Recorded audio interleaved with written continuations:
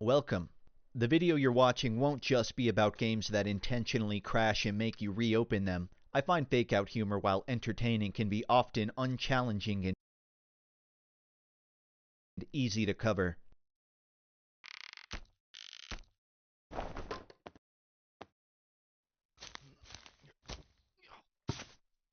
Instead, I'll be focusing on fourth wall mechanics and storytelling devices that vaguely fall under the umbrella of self-aware. I'm also not going to use the word once because I consider it a slur. Anyways, let's walk through this video.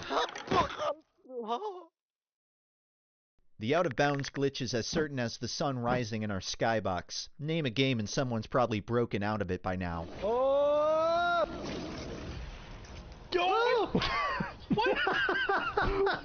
Here's how to prove Link's Earth is flat and jump off the world. What allows this to happen is any developer oversight that lets players escape the play area. Things like a missing boundary box collision, or any mechanic that overrides the player's position in the world. It's not unlike your cat squeezing its body through a microscopic hole in the fence.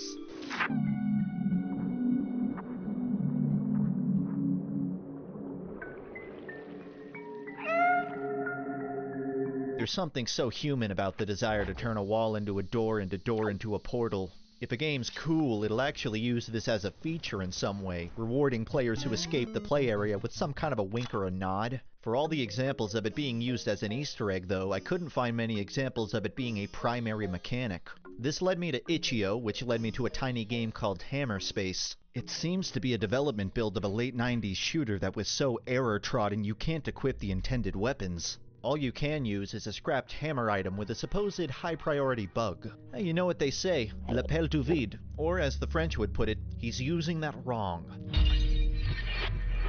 Damn right I'm using this hammer wrong. I'm traversing just outside the level while platforming back into it to access keys and thwack enemies. It also gives them a case of the wiggles. Keys are also reset when you wall walk, so parts of the level have to be completed without glitches. You can go around reading internal feedback on the game, but don't expect too big of a picture. This game was made in a week and is about 5 minutes long. If my hands were on the wheel of making a game like this, I'd probably take a few cues from any percent speedruns. We have to contain this. By the way, any percent just means skipping through parts of the game by, well, any means necessary. People treat Doom 2016 like it's a 3D platformer. You climb around the skybox, walk on the ceiling, blast jump your way across gaps. It's like a totally different game is being played. The same could be said of any percent speed run. Metroid Prime's got a crazy one. Portal?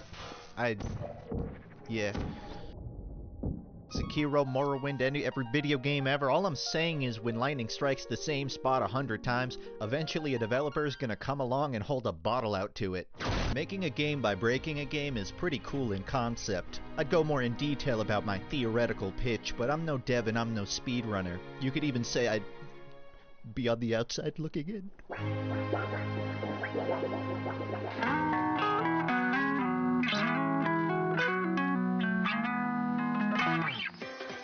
We've all come to recognize that iconic Miyamoto quote, "Delay your game, or I'll delay your breathing." So much can happen to complicate a game's development. One big change in its art style or its gameplay and suddenly your release window is kaput. For example, you ever order french fries and find a curly in it? Yeah, that's basically why RE4 took 6 years to make. Even Halo found its start as a real-time strategy game. Man, this isn't Halo, dude. Stop showing me this old PC game. Oh, my mistake. Then it became a third-person game. Isn't this from Final Fantasy? Yeah. Yeah. Man, we don't want to publish this game, dude. The rest is history, but that's not to say delays are always a good sign. They're even associated with the concept of development hell. One sweeping revision and suddenly months of work get undone. One overambitious feature and now you've cornered yourself with a promise. Also, that Miyamoto quote? He never actually said it. Delayed, rushed, spoiler alert, everything ever made had a show of development. I didn't hit puberty until I was 15.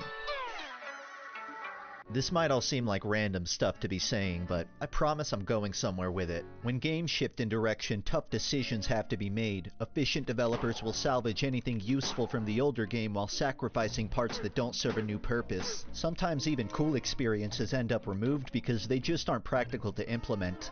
With BioShock Infinite, early on there were these promises of skyrail obstacles, story factions. You could even step into the reality tears and interact with them. You'll be in a space and you'll see a skyline that doesn't exist in the Columbia that Booker is in. But behind the scenes of it all, Irrational Games was shedding developers left and right. Supposedly features were getting the same treatment. Meanwhile, they still hadn't figured out the core game yet. I actually liked BioShock Infinite, but one could imagine the stress of working on it when the 4 games of content you made all get canned at the finish line. You may be wondering, what does any of this have to do with the video title? Well, imagine everything I just explained to you about development hell, delays, and BioShock Infinite was the premise of a video game. A creator with no core game idea, a team being slowly decimated with time, and most telling of all, a graveyard of features dropped late in development. As a playtester, you don't have much control over the situation. But anything that you hack might. Good, you found a way inside that monster's head. It turns out you can actually manipulate much of the game under the creator's noses. For example, I found a scrapped enemy type, ripped its propellers off, and then stuck them on a turtle. His name's Craig. Then I rode Craig out of bounds and found a secret message. Naughty, naughty. You're not even supposed to be here yet, boss. Yeah, this game's not easy to explain, but it does make sense when you learn the people who made it formerly worked on BioShock. What if all the missing features of a game were secretly still accessible? What if you could run around a broken demo Frankensteining things together to progress? There's so much heartbreaking symbolism for something planned but never accomplished. Not just the cancellation of a game, but the very stillbirth of a metaphorical and literal child. If you visit the origin point of the world, 000, legend has it. This tree bears impossible fruit. Huh. It's emulative of the work of Davey Wreden, that being the Stanley Parable and the Beginner's Guide. These premises accept themselves as a video game and explore how players interact with that knowledge, the illusion of choice, the intent of artists, and lastly, the interplay of promises. The Magic Circle is also like those games in that you'd have more fun playing it than hearing it described. That doesn't mean it'll blow your mind, but you might come out of it a little more sympathetic to the people making your favorite games. God only knows how often great things become diffused with mediocrity. Oh, thanks, Craig. I've been looking for these. I had more mechanics to talk about, but this feels like an organic stopping point. Too much self-awareness is exhausting, but too little of it can ruin your life. Find a middle ground. You really want to see the rest of these examples, huh? Okay, fine. Just a peek. Oh, that's the wrong page. How's that for meta?